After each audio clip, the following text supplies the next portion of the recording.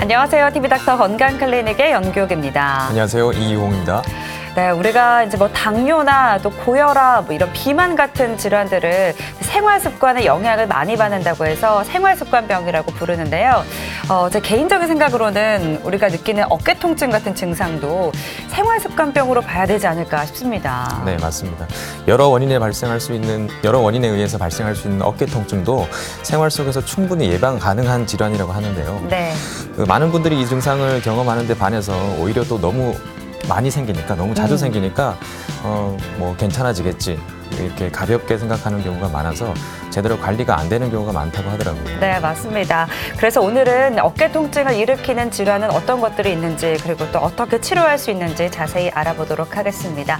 먼저 오늘 함께해 주실 분 화면으로 만나볼게요. 대부분의 성인들이 한 번쯤 겪는다는 어깨 통증. 문제는 많은 사람들이 어깨 통증을 단순한 근육통으로 오인하고 대수롭지 않게 넘긴다는 것이다. 어깨는 우리 신체 중 유일하게 360도로 회전이 가능하기 때문에 손상의 위험도 큰 편이다. 또 움직임과 쓰임이 많아 주변 관절에 주는 영향도 크다.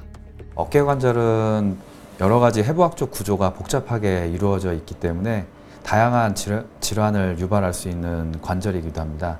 근데 일반적으로 어깨가 잠깐 아픈 정도로는 병원을 잘 안 오시려고 하는데, 이 증상 자체가 지속적으로 최소한 4주 이상 지속된다거나 그러면은 병원을 꼭 방문하시는 게 좋고요. 이 즉각적인 진료나 치료가 이루어지지 않으면은 병을 키우실 수 있는 관절이기 때문입니다. 특히 일교차가 크고 점점 날씨가 쌀쌀해지는 가을은 어깨 질환 환자들이 힘들어하는 계절이기도 하다.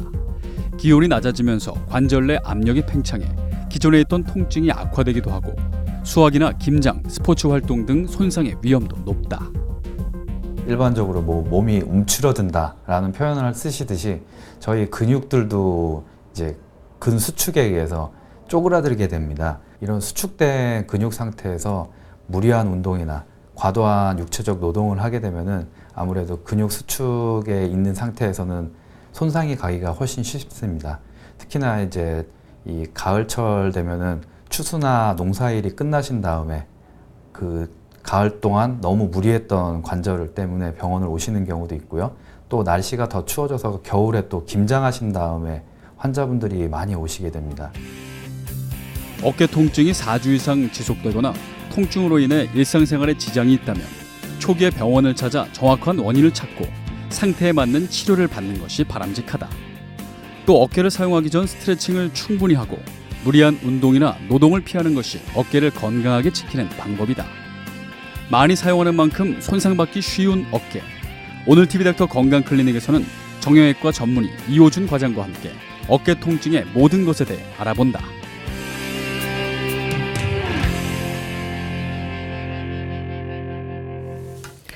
네, 양쪽 어깨에 뭔가 이제 무거운 돌덩이를 얹은 것처럼 좀 묵직하고 또 이런 무거운 느낌들 아마 한 번쯤은 다 느껴보셨을 것 같은데요. 네. 많은 분들이 이제 어깨 통증으로 고생을 하고 있긴 하지만 이게 정확하게 어떤 원인 때문에 어깨 통증이 발생하는지 잘 모르는 사람이 대부분이라고 합니다. 네. 최근 건강보험 심사평가원에서 5년간 어깨 질환의 발생 추이를 한번 살펴봤는데요. 네. 2010년도에 어깨 질환으로 인해서 진료를 받았던 인원이 171만 명인데 반해서 2014년도에는 205만 명 정도로 한 5년 동안 한 20% 가까이 증가한 것으로 보고되고 있습니다. 네. 근데 이렇게 많이들 앓고 계신데도 제대로 치료되지 않는다는 것이 좀 놀랍습니다. 맞습니다. 그래서 오늘은 이 어깨 통증의 원인은 무엇이고 그리고 또 치료는 어떻게 하는지 자세히 알아보도록 하겠습니다. 먼저 화면에서 소개해드렸던 이호준 과장 스튜디오에 나와 계십니다. 과장님 안녕하세요. 안녕하세요. 안녕하세요. 네, 반갑습니다. 사실 이제 저는요, 지금도 이제 어깨가 좀 가볍진 않습니다. 이제 편하진 않은데, 뭐 좀 콕콕 쑤시기도 하고요. 그리고 좀 묵직한 느낌이 들기도 듭니다. 실제로 이런 어깨 통증 때문에 병원을 찾는 분들 많이 계시죠? 네, 실제로 외래 진료실을 방문하는 환자분들 중에 약 25%는 어깨 통증을 주소로 내원하십니다. 이런 어깨 통증 주소로 내원하시는 분들을 살펴보면은 가벼운 경증에서부터 심지어는 이제 통증이 심해갖고 아예 팔을 못 쓸 정도까지 호소하는 분들 계시고요. 증상 기간도 뭐 가볍게는 일주 이내 또는 수년 동안 통증을 지속됐는데도 참고 지내신 분들까지 좀 다양하게 내원을 하시고요. 더 큰 문제는 이런 어깨 질환자들이 점차 증가 추세에 있다는 거가 이제 더 문제입니다. 그래서 보시는 바와 같이 네. 대한견주관절학회에서 발표한 자료에 의하면 어깨 통증으로 외래 진료실을 방문한 전국 환자 평균 환자 수가 2013년도에는 8만여 명이었는데 2년 뒤인 2015년도에는 10만 4천 명으로 증가할 정도로 약 30%가량 급격히 증가한 것을 볼 수 있습니다. 또한 이제 정형외과, 이외과에서도 어깨 통증 진료를 보시고 치료를 하시는데요. 네. 이런 다른 과에서 진료를 보시는 분들까지 포함한다면은 어깨 통증으로 이제 고통을 받는 분들이 상당히 많다는 것을 알 수 있겠습니다. 네. 그런데 이렇게 어깨 통증 환자가 큰 폭으로 증가하는 원인은 어디에 있을까요? 뭐 제가 생각하기에는 요즘에 컴퓨터나 태블릿 PC 맞아요. 사용하시는 분들도 많고 또 안 좋은 자세로 스마트폰을 이렇게 오랫동안 보는 것들도 영향이 있을 것 같은데요. 예, 뭐 어깨 통증 환자가 증가하는 원인은 여러 가지 측면에서 일단 생각해 볼 수 있겠는데 일단 첫 번째는 이제 어깨 질환 치료 방법이 많이 발전했다는 원인이 들 수 있습니다. 예전에는 어깨가 아프시면은 그냥 나이가 들어서 아프겠거니 하고서 그냥 지내셨던 분이 상당히 많았는데 네. 이제 1990년대 중반 이후부터 어깨 질환에 대한 진단 방법이라든가 치료 방법이 많이 이제 급속도로 발전하면서 이제 그전에는 참으셨던 분들이 어깨도 이제 고칠 수 있구나라는 사실을 많이 알게 되셨어요. 그렇죠. 뭐 주변 지인을 통해서라든가. 그래서 그런 사실은 뭐 통계학적으로 늘어난 거라고 보시면 되는데 이제는 병원을 방문하시는 분들이 상당히 많아짐으로써 어깨 질환자들이 많이 밝혀졌다는 거고요. 숨어 있던 환자분들이 다 드러난 거죠. 예, 그렇죠. 그렇죠. 예. 두 번째 이유로는 뭐 MC분께서 말씀하신 대로 생활 습관의 변화를 들 수 있겠습니다. 뭐 한 15년 전부터 스마트폰이라든가 태블릿 PC 그런 이제 컴퓨터 사용량이 많아지면서 어깨 통증이 많이 증가되었고요. 또한 스포츠 활동 인구가 증가된 것도 어깨 통증 환자 증가의 한 원인이 되겠습니다. 세 번째로는 인구의 노령화를 들 수 있겠는데 아무래도 인구가 노령화되니까 퇴행성 어깨 관절 환자 자체가 증가하는 추세고요. 네. 마지막으로는 예, 맞벌이 가구 증가도 한 원인이 될 수 있다고 생각이 드는데요. 네, 왜요? 이건 뭐 제 개인적인 생각이긴 한데 네. 예, 최근에 이제 맞벌이 가구가 증가하면서 할머니나 할아버지가 손주를 보는 경우가 상당히 많습니다. 맞아요. 예, 그래서 어깨 관절 통증으로 오시는 어르신들께 예, 이렇게 원인을 뭐 여쭤보다 보면은 네. 손주 보다가 아프기 시작했다고 하시는 경우가 상당히 많습니다. 맞습니다. 사실 이제 육아 같은 경우는 젊은 분들이 해도 이제 뭔가 관절에 무리가 오고 통증이 오는데 어르신들이 이제 또 많이 육아에 동참을 해주시기 때문에 거기서 발생하는 이런 질병들도 많겠다라는 생각도 들어요. 좀 안타까운 사회 현실이 어르신들의 어깨 질환으로 이렇게 드러나는 면이네요. 네. 근데 이제 저 개인적인 경우에도 이제 어깨가 좀 간헐적으로 아프긴 한데 이게 뭐 통증이 생긴다고 해서 그때마다 이제 병원을 가는 게 아니라 뭐 참고 이제 집에 있는 경우도 많거든요. 대부분의 환자들이 좀 그렇지 않을까 싶은데요. 예, 뭐 모든 병이 다 그런 것 같습니다. 뭐 가벼운 감기인 줄 알았는데 폐렴이 되는 경우도 있는 것처럼 예, 병원을 가야 할지 말아야 될지는 환자 본인이 일단은 결정을 하시게 되는데요. 네. 그냥 단순히 뻐근하다거나 뭐 잠깐 아픈 정도로 병원 오시는 분은 없으실 거고 또는 뭐 잠을 못 잘 정도로 통증이 지속되는데도 병원을 안 오고 참는 분도 드물 겁니다. 맞아요. 네. 뭐 이렇게 그 어깨 질환의 경우는 조기 진단과 치료가 중요한 만큼 어떤 본인이 느끼기에 뭔가 심상치 않다 또는 통증이 지속되거나 뭐 점점 심해진다 그러면은 바로 즉시 병원으로 오셔야 되는데 어깨 질환 같은 경우에 조기 진단을 안 하게 되면은 이제 호미로 막을 것을 가래로 막는다는 속담처럼 네. 점점 진행하는 질환입니다.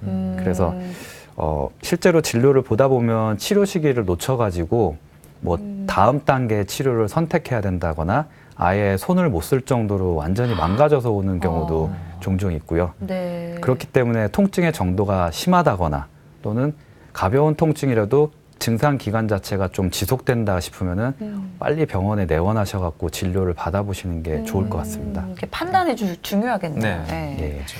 그런데 우리가 흔히 어깨가 아프다고 할 때 우리가 이제 근육이 아픈 건지 아니면은 뼈가 아픈 건지 맞아요. 힘줄이 아픈 건지 잘 모르겠어요. 네, 좀 궁금할 때가 있는데 도대체 어느 부위가 아픈 건가요?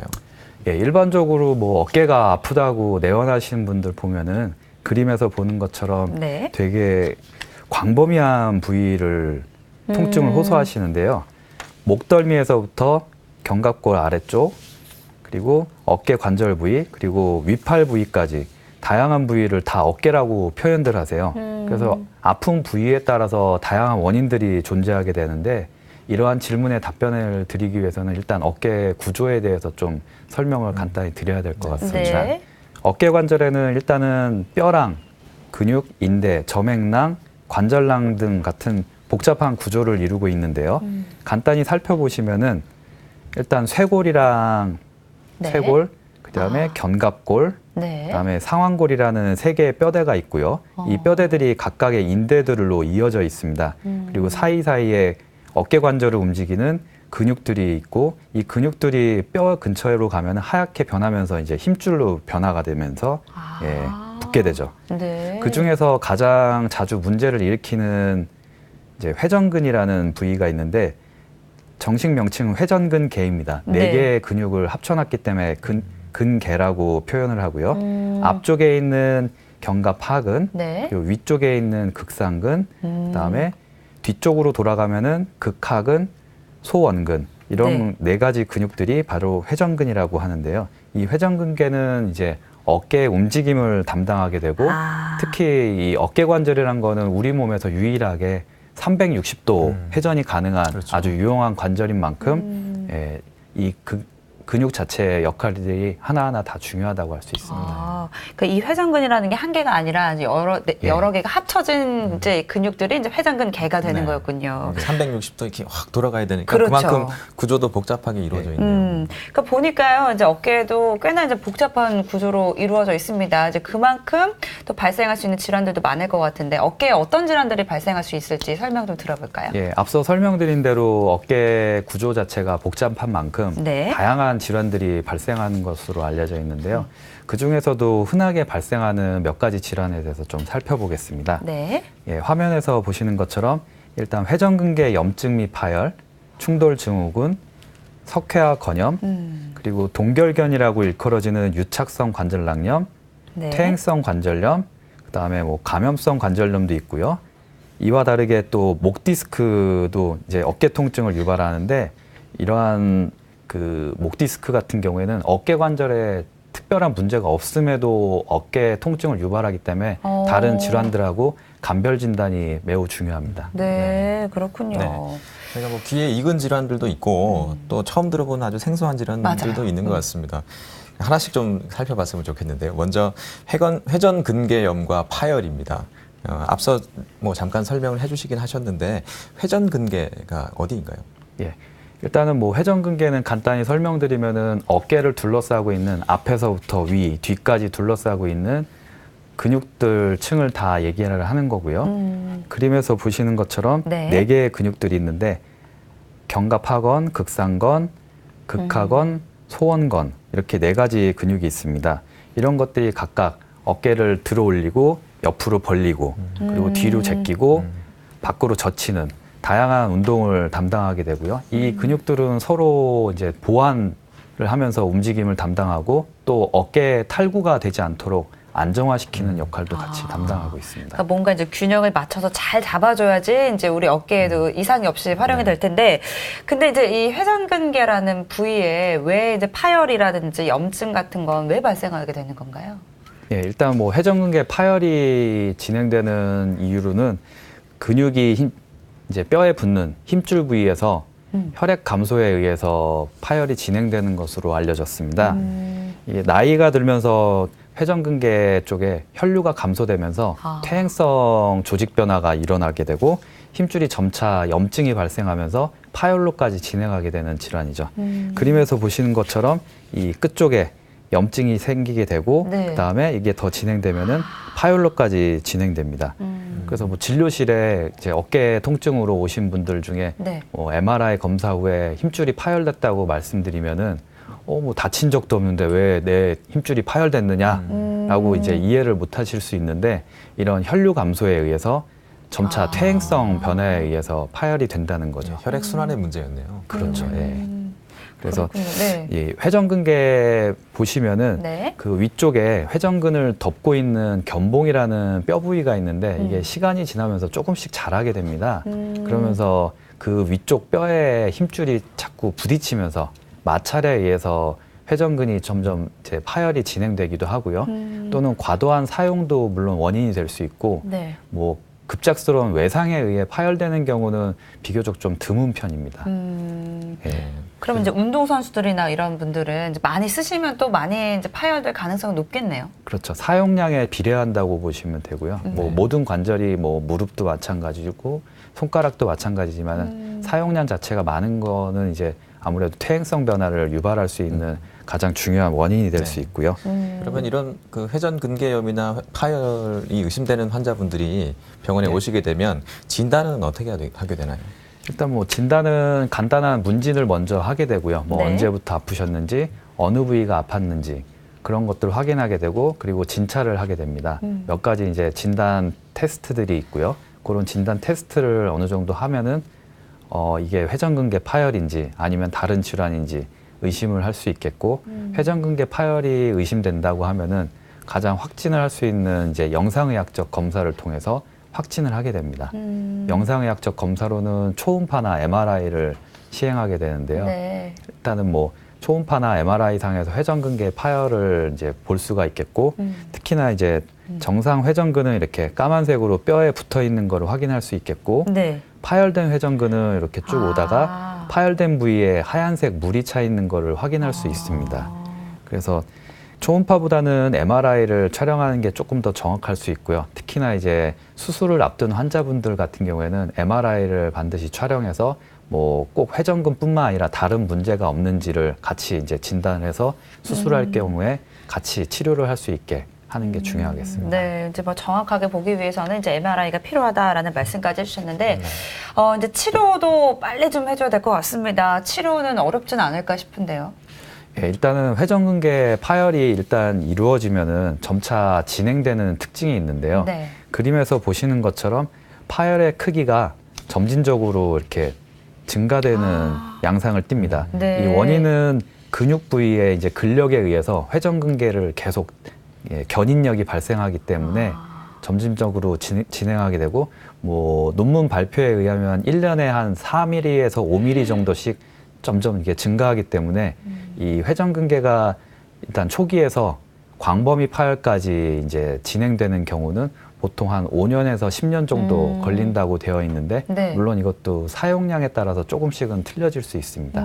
그리고 이런 회전근개 파열 같은 경우에 네. MRI에서 보시면은 소형이나 중형 파열이 보이고요. 네. 그다음에 한 중간 정도까지 딸려가 있는 대형 파열.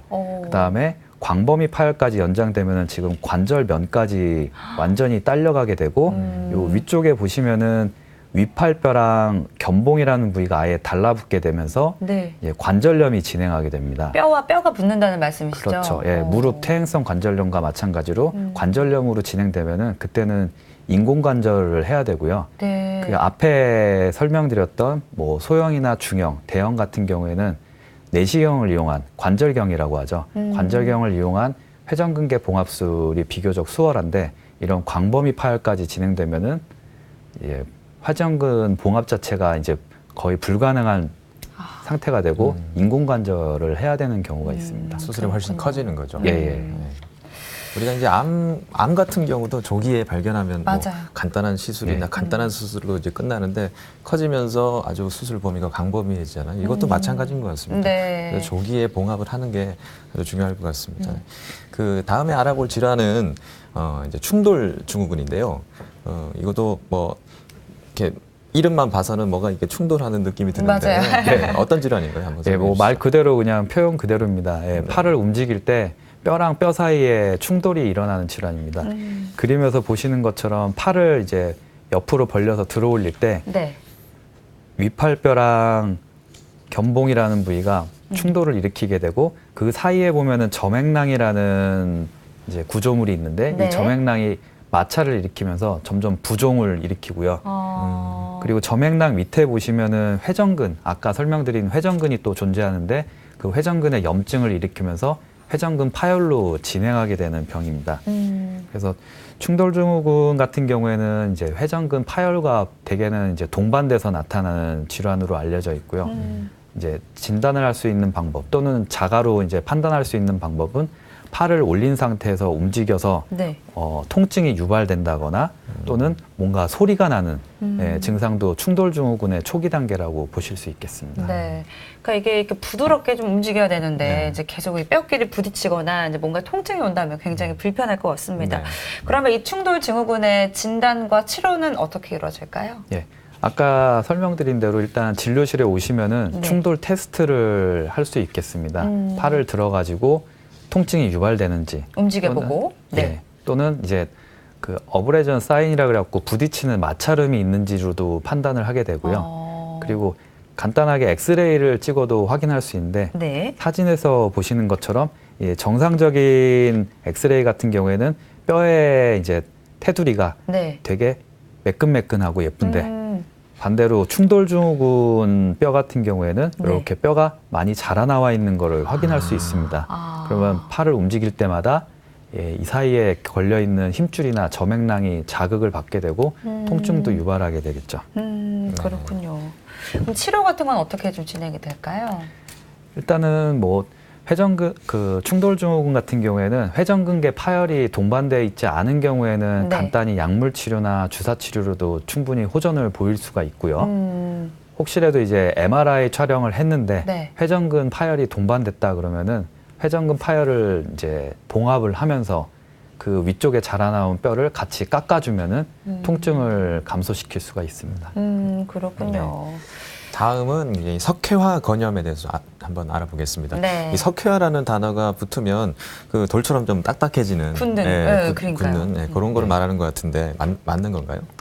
예, 실제로 뭐 석회라고 말씀드리면은 환자분들이 이제 돌덩어리가 꼈냐고 그쵸. 많이들 물어보세요. 어디서 실제로도. 생겼는지. 예, 네. 예, 근데 실제로는 뭐 병의 원인은 그림에서 보시는 것처럼 네. 회전근 안에 칼슘이 침착되면서 이제 석회가 보이는 질환입니다. 근데 이게 뭐 석회가 꼈다고 해서 반드시 통증을 유발하진 않고요. 네. 이 석회가 침착되는 과정에서 염증 반응이랑 부종을 수반하게 되면서 그때 극심한 통증을 유발하게 됩니다.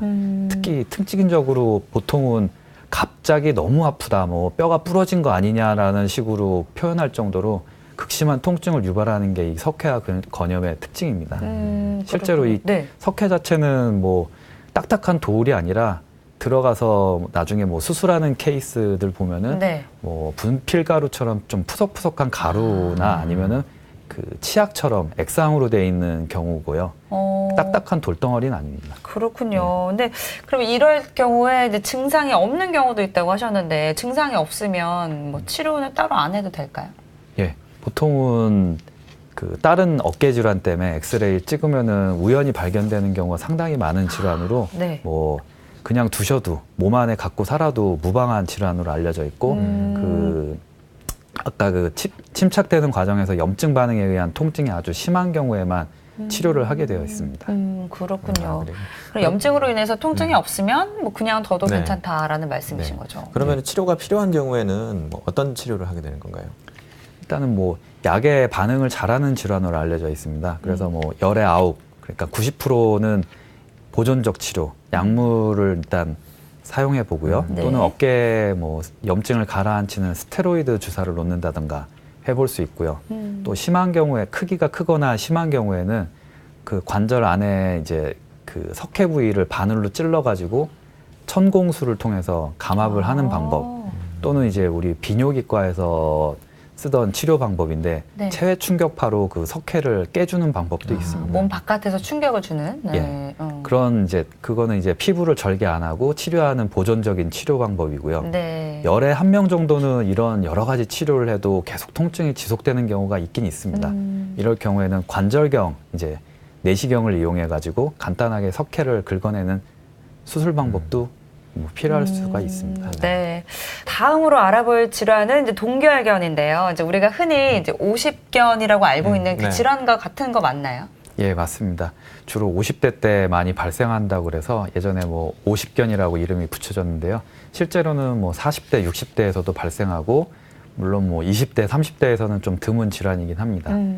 그래서 뭐 정확한 의학적 진단명은 유착성 관절낭염이라고 표현을 하고요. 뭐 동결견도 의학적인 진단명이 맞습니다. 그래서 그림에서 보시는 것처럼 네. 우리 어깨 관절은 이제 관절낭이라는 느슨한 주머니로 둘러싸여 있는데요. 이 관절낭이라는 주머니에 뭔가 알 수 없는 이유에 의해서 염증이 발생하게 되고, 염증이 발생하게 되면은 이제 관절낭이 느슨했던 게 쪼그라듭니다. 그래서 쪼그라들기 때문에 통증도 유발되고 관절 운동 자체에 이제 제한을 가져오게 되는 질환입니다. 이런 뭐 동결견이 발생하는 원인으로는 어깨에 일단 1차적인 뭐 다른 질환이 있거나 네. 또는 활액막이 비우되거나 당뇨나 갑상선 질환 같은 내과적 질환, 특히 이런 대사에 관련된 질환이 있으신 분들이 좀 호발하는 걸로 알려져 있고요. 또 뭐 골절이나 외상에 의해서 오랫동안 팔을 고정했다거나 또는 정신적인 스트레스에 의해서도 발생하는 걸로 알려져 있는 질환입니다. 네. 그렇군요. 동결이란 말이 이게 얼어붙는다는 뜻인데 맞아요. 말 그대로 어깨가 이렇게 얼어붙는다는 얘기죠. 굉장히 발생률이 좀 높은 질환인 것 같기도 하고, 또 이 질환을 앓는 분들을 보면 증상이 굉장히 심하시더라고요. 통증을 아주 심하게 호소하시는 분들을 봤는데 맞죠? 예, 일단은 뭐 전체 인구에서 한 2에서 3% 정도 발생할 정도로 비교적 흔한 질환이고요.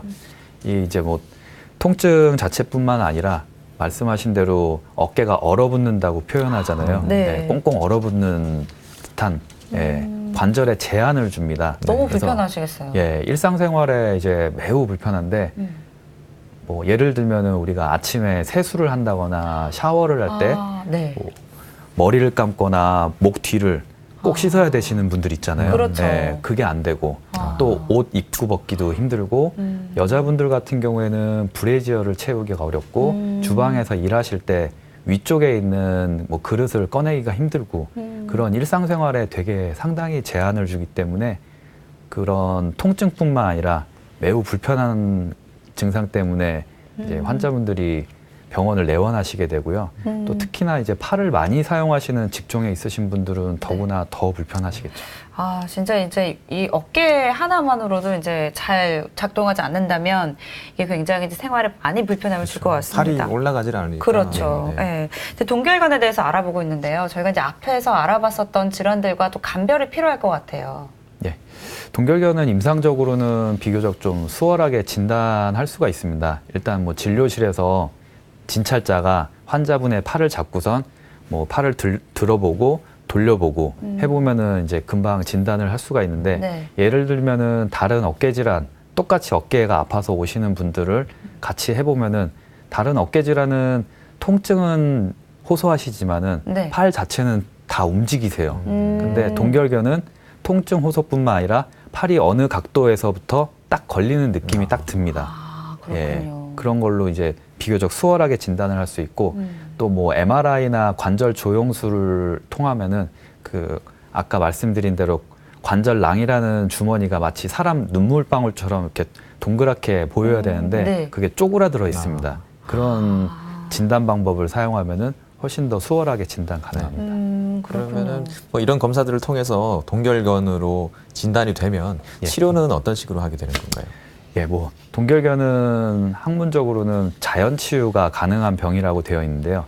자연 치유라는 거는 그냥 두면 낫는다 이렇게 표현할 수 있습니다. 그렇죠. 근데 물론 자연 치유가 가능하지만은 이 자연 치유라는 게 보통 짧으면 6개월 또는 어떤 분들은 뭐 2년, 3년까지도 지속되기 때문에 그 2년, 3년 동안 팔을 거의 못 쓰고 지내는 것 자체가 매우 불편하거든요. 그래서 병원에 와서 치료를 받게 되시고 병원에 오시는 분들은 일단 뭐 약물 치료나 기본적으로 물리 치료 그리고 스트레칭 위주로 치료를 해보고 그걸로도 안 되면은 이 수압 팽창술이나 네. 관절 조작술 또는 이제 아주 심한 경우에는 수술로서 관절경을 이용한 관절낭 유리술 등을 생각해 볼 수 있겠습니다. 네.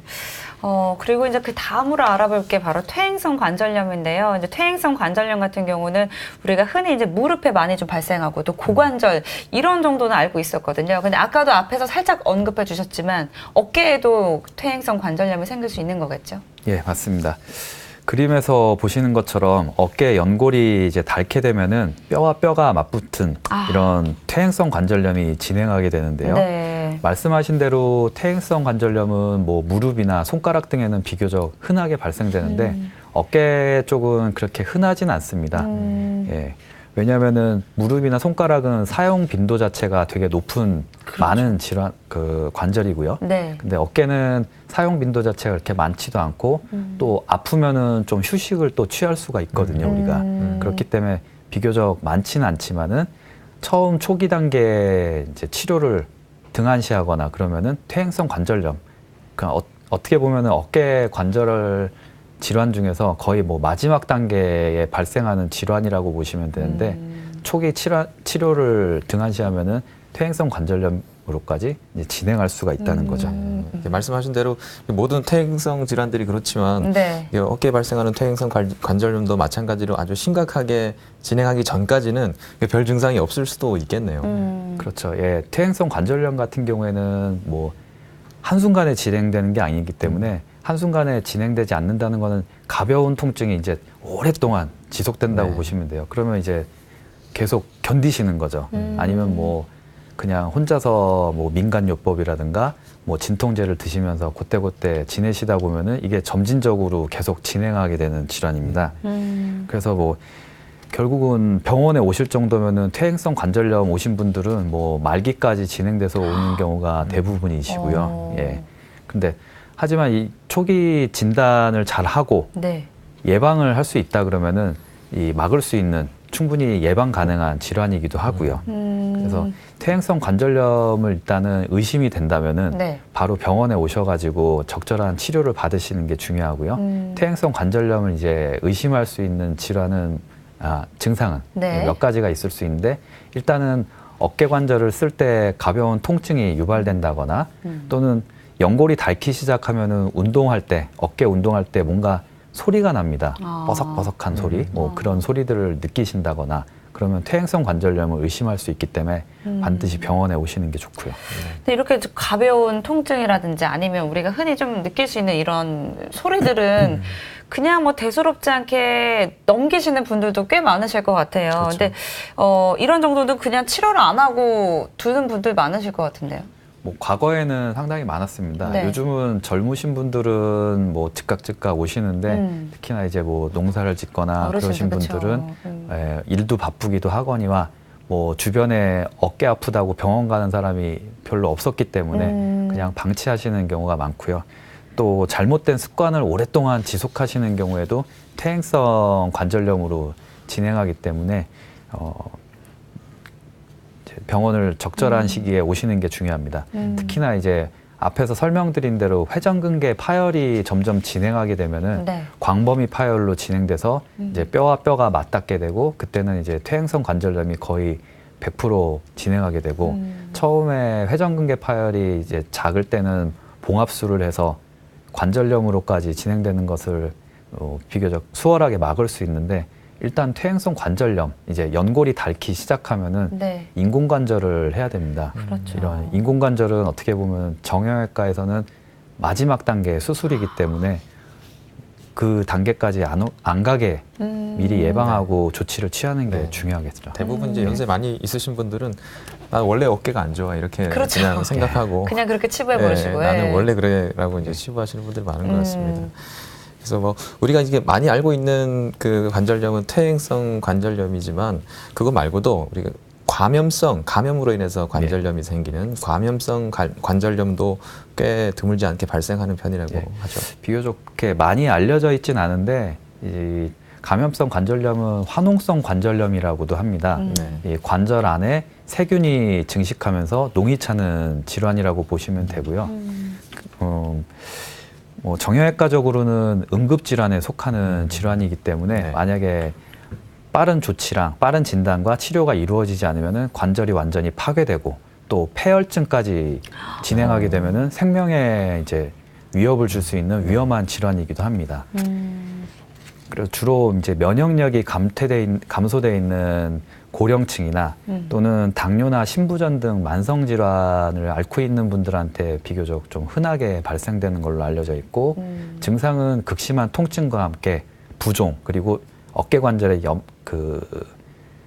열감을 호소하게 됩니다. 그래서 그림에서 보시는 것처럼 네. 감염성 관절염 환자 MRI를 촬영했는데요. 이런 농주머니가 있는 게 확인이 되고요. 심한 경우에는 이제 뼛속까지 염증이 파고들어서 골수염으로까지 아이고. 진행되기 때문에 이렇게 골수염까지 진행되는 경우에는 치료가 매우 까다로워집니다. 네, 굉장히 범위가 커졌네요. 네, 어깨 관절을 못 쓰는 정도가 아니라 생명까지 위협을 줄 수 있는 질환이기 때문에 반드시 조기에 좀 발견하고 치료를 하는 것이 중요하겠습니다. 네. 그리고 특히나 요즘에는 이제 스마트폰 같은 거 많이 사용해서 네. 그런지 모르겠지만 목부터 이제 어깨까지 이런 근육들의 통증을 호소하시는 분들이 꽤 많으시더라고요. 어깨 통증이랑 목 디스크는 어느 정도 관련이 있나요? 어떻습니까? 뭐 어깨 통증하고 목 디스크 관련 많습니다. 네. 예. 목 디스크가 있는 경우에도 어깨 통증 자체를 유발하기 때문인데요. 그림에서 보시는 것처럼 이제 목에서 신경이 눌리는 목 디스크가 이 부위에 따라서 목덜미나 어깨 그리고 팔에 저림감을 호소하는 방사통을 유발하기 때문입니다. 근데 실제로는 어깨 관절에는 전혀 문제가 없는데도 어깨 통증을 유발하기 때문에 이제 전문적인 정형외과 전문의조차도 목 디스크와 어깨 질환을 감별하기가 약간 헷갈릴 때가 많고요. 예를 들면은 한참 동안 이제 어깨를 치료를 했는데도 네. 계속 아파서 목을 검사해 봤더니 목 디스크인 경우도 있고 또 반대로 이제 목 디스크인 줄 알고 목을 치료를 했는데 나중에 봤더니 뭐 어깨에. 회전근개가 파열돼 있더라. 뭐 이런 경우가 종종 있습니다. 그만큼 이제 감별 진단이 매우 중요하고요. 네. 그래서 여기서 뭐 이 두 가지 이제 목이냐 어깨냐 아픈 부위는 비슷한데 감별할 수 있는 간단한 팁을 드리자면은 네. 이제 팔을 머리 위에 얹어놓고 네. 가만히 있다 보면은 아픈 어깨 부위가 좀 편안해진다라고 느끼시면은 목 쪽일 가능성이 많고요. 이렇게 올렸을 때 어깨 통증이 좀 더 심해진다 그러면은 어깨 질환을 의심하는 게 좋습니다. 간단하네요. 그래도 네, 이렇게 비교적 올려놓으면. 간단한 진단법, 자가 테스트죠. 네. 우리가 이제 지금까지 뭐 어깨 통증을 유발할 수 있는 여러 가지 질환들에 대해서 한번 살펴봤는데요. 그 앞에서 치료에 대해서 잠깐씩 말씀을 해주셨지만 우리 시청자 여러분들께서 뭐 가장 궁금해하시는 부분이 이 치료적인 부분이 아닐까 그럼요. 싶습니다. 네. 그래서 조금 더 치료에 대해서 자세하게 좀 살펴봤으면 좋겠습니다. 먼저 수술 없이 치료할 수 있는 방법에 대해서 좀 살펴봤으면 좋겠는데요. 요즘에 어깨 통증을 이게 주사로 치료하는 분들을 맞아요. 많이 본 것 같아요. 네. 예, 네. 예, 뭐 일단은 뭐 어깨가 아프다고 해서 무조건 수술하고 그런 정도는 다 아니실 거고요. 대부분은 일단 보존적 치료, 약물이나 물리 치료를 해보고 안 되면은 그 다음 단계로 생각할 수 있는 게 주사 치료인데요. 주사 치료를 이제 하는 이유는 직접적인 어깨 병변 부위에 약물을 주입함으로써 효과가 빠르고 그리고 뭐 엉덩이 주사 맞는 것처럼 금방 시술이 끝납니다. 그렇기 때문에 많이 시행을 하고 있는 편입니다. 네. 근데 이제 효과가 좋아도 계속 주사를 맞으면 안 좋을 것 같은데 네. 한 몇 회 정도가 적당할까요? 일단은 뭐 주사가 들어가는 약제에 따라서 답변을 드려야겠는데 네. 외래 이제 오시는 환자분들께 어디서 이제 다른 병원에서 뭐 주사를 맞았는데도 계속 아파서 여기 왔다라고 하시는 분들한테 여쭤보면은 본인 어깨에 어떤 주사를 맞았는지 모르는 경우가 대부분이세요. 네. 예. 그래서 일단은 뭐 주사가 여러 가지 종류가 있기 때문에 어떤 약제가 들어가는지 이제 환자분들이 뭐 의사한테 물어보거나 하시는 게 중요할 것 같고요.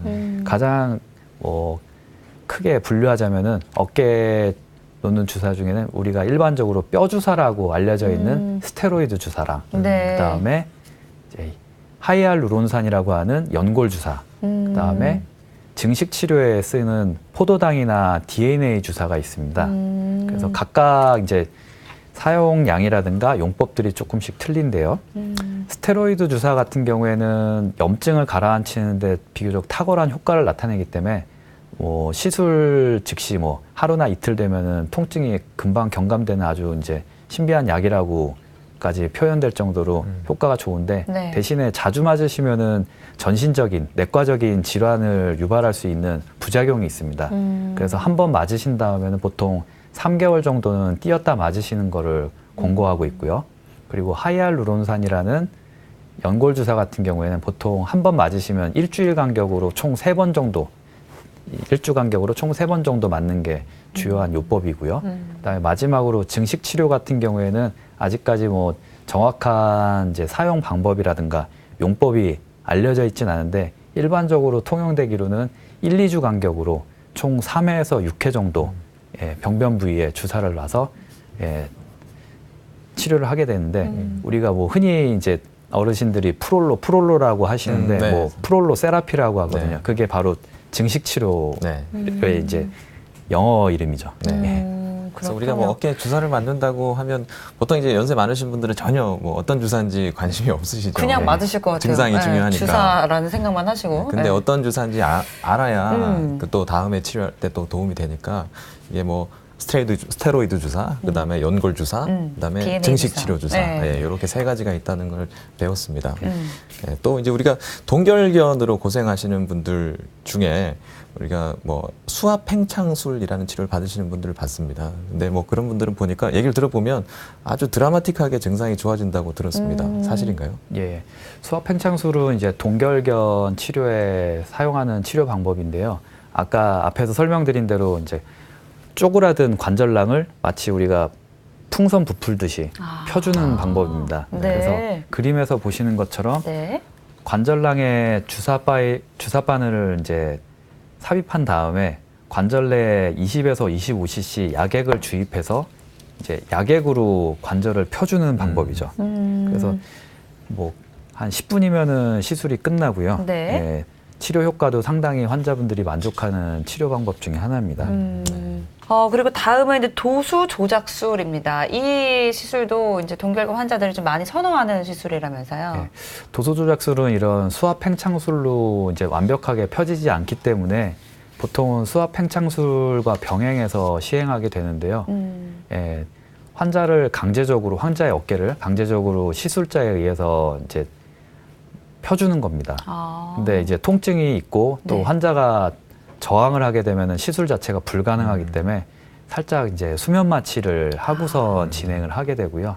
이 경우에 이제 수면 무호흡증이라든가 혈압이나 맥박 등이 변화가 될 수 있기 때문에 그런 산소 포화도 또는 혈압이나 맥박을 측정할 수 있는 장비가 갖추어져 있는 병원에서 모니터를 잘 시술을 하면서 예. 받는 게 안전하시고요. 네. 주의하실 거는 이제 강제로 조작을 하기 때문에 네. 혹시라도 이제 골다공증이 심한 고령층 환자분들은 네. 골절이 유발될 수 있습니다. 예, 그래서 동결견 고치러 왔다가 뼈가 부러지면 안 아이고, 되잖아요. 그렇죠. 네, 그래서 골다공증이 좀 심하신 분들은 예, 좀 피하시는 게 좋은 치료 방법이죠. 그렇군요. 반드시 또 숙련된 전문의 선생님한테 치료를 받는 것이 그렇죠. 중요하겠네요. 네. 네, 다음은 체외 충격파 치료인데요. 아까도 잠깐 언급을 해주셨는데 이 치료도 요즘에 어깨 통증 환자분들에게서 많이 사용된다고 들었습니다. 예, 체외 충격파는 뭐 처음에 비뇨기과에서 이 요로결석을 깨는데 사용됐던 치료법인데 이게 점차 관절이나 근골격계에도 효과가 있다는 게 입증되기 시작하면서 최근에는 이제 근골격계, 이제 정형외과적 질환에 많이 사용하는 방법인데요. 예, 고주파의 충격파를 이제 병변 부위로 자극을 해서 통증을 유발하는 신경 전달 물질의 감소를 유발하고 또 이제 손상된 조직의 재생 능력을 일깨워서 손상된 조직이 치유되도록 하는 게 이제 치료 효과를 나타내고 있습니다. 네. 그리고 또 이제 이번에는 수술 방법을 또 몇 가지 살펴볼 텐데 먼저 이제 관절경적 봉합술입니다. 수술 방법 좀 소개해 주실까요?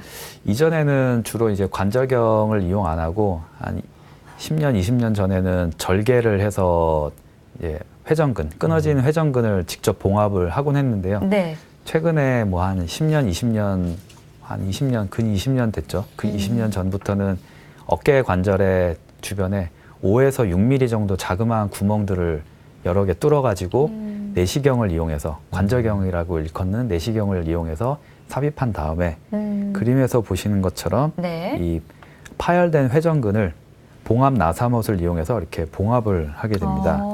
이때 이제 카메라로 확대를 해서 보기 때문에 이게 거의 한 20배 이상 확대된 화면이고요. 네. 들어가서 보면은 MRI 상에서도 보이지 않았던 병변 부위까지 진단과 치료를 같이 동시에 진행할 수 있는 치료법입니다. 네. 네, 간단한 마취를 국소 마취를 통해서 이렇게 하는 건가요? 뭐 그 목 쪽에서 내려오는 신경 차단술을 하거나 아. 아니면은 뭐 전신 마취를 하거나 네. 네. 뭐 간단한 마취는 아닙니다. 네. 아, 그렇군요. 그래도 이렇게 뭐 절개해서 하는 것보다는 훨씬 뭐 흉터도 적고 예. 환자분도 부담이 그럴 덜하시겠네요. 것 같아요. 훨씬 네. 회복이 빠릅니다. 다음은 그 인공 관절 치환술인데요. 뭐 다른 관절 할 때도 좀 얘기를 들어본 것 같은데 네. 그래서 오늘 알아본 질환들 중에서는 뭐 가장 많이 진행된 경우에 그죠. 가장 나중에 하는? 하는 예. 치료가 아닐까 싶은데요. 예, 맞습니다. 인공관절은 이제 정형외과에서는 제일 마지막에 사용하는 치료 방법이라고 할 수 있는데 네. 왜냐하면은 본인의 일부 조직들을 이제 희생을 해야 되기 때문입니다. 결국은 인공관절을 한 다음에는 다시 돌아갈 수가 없다는 네. 거죠. 일부 뼈를 절제하고 연골 부위를 잘라내기 때문에 그래서 뭐 인공관절까지 가지 않도록 예방하는 게 중요한데요. 그럼에도 불구하고 또 이제 아무리 약을 쓰고 또 관절경 수술을 해도 결국은 마지막까지 진행된 관절염 같은 경우에 인공관절을 할 수밖에 없고 예, 인공관절을 하게 되면은 일단 통증 감소 효과라든가 그런 게 많이 호전되는 좋은 치료 방법 중에 하나이긴 합니다. 네. 어쩔 수 없는 경우는 또 할 수밖에 없게 되겠네요. 네. 준비된 사진 보면서 조금 더 이야기 나눠볼까요? 예, 보시면은 원래 있던 어깨뼈를 일부 절제를 한 다음에 네. 금속으로 되어 있는 인공관절을 삽입하게 되고요. 그 인공관절 사이에 폴리에틸렌 재질의 인공 연골판을 넣어서 부드럽게 움직일 수 있게 하는 게 인공관절 치환술의 요지고요. 네, 그렇군요. 자, 오늘 이제 긴 시간 동안 이제 어깨 통증을 유발할 수 있는 질환들에 대해서 좀 살펴봤습니다. 오늘 알아보니까 역시 이제 어깨 통증도 예방이 네, 중요하겠구나라는 맞습니다. 생각이 듭니다. 마지막으로 예방할 수 있는 방법 좀 소개해 주실까요? 예, 일단은 뭐 모든 치료보다는 예방이 중요한 것 같습니다. 네. 그래서 뭐 어깨 관절을 이제 잘 사용하기 위해서 어깨 질환이 안 생기도록 잘 사용하기 위해서는 일단 뭐 첫 번째로는 사용하기 전에 충분한 스트레칭이 중요하겠고요. 갑작스러운 움직임, 이제 임팩트 있는 운동들이죠. 그런 갑작스러운 움직임들은 어깨에 충격을 가해주기 때문에 좀 피하시는 게 좋겠고요. 두 번째로는 본인의 근력에 맞는 운동이라든가 노동을 해야 된다는 겁니다. 예, 옆에 친구가 이 운동을 한다, 옆에 친구가 이 일을 한다고 해서 본인도 따라서 하다가는 잘못하면 다치거나 관절에 무리가 갈 수 있다는 거고요. 그리고 세 번째로는 어깨 관절 자체는 아래쪽으로 향해 있는 관절이기 때문에 팔을 올려서 오랫동안 작업을 한다거나 어떤 동작을 하게 되면은 어깨 관절에 무리가 많이 가는 동작입니다. 그런 것들은 좀 최대한 지양하시는 게 좋겠고요. 마지막으로는 어깨에 뭐 지속적인 통증이 있다 그러면은 반드시 병원에 오셔가지고 병이 더 진행되기 전에 그 차단을 해야 된다는 게 중요할 것 같습니다. 네. 오늘은 이제 어깨 통증에 대해서 뭔가 이제 속 시원히 궁금증을 많이 해결했습니다. 과장님 오늘 말씀 감사합니다. 네.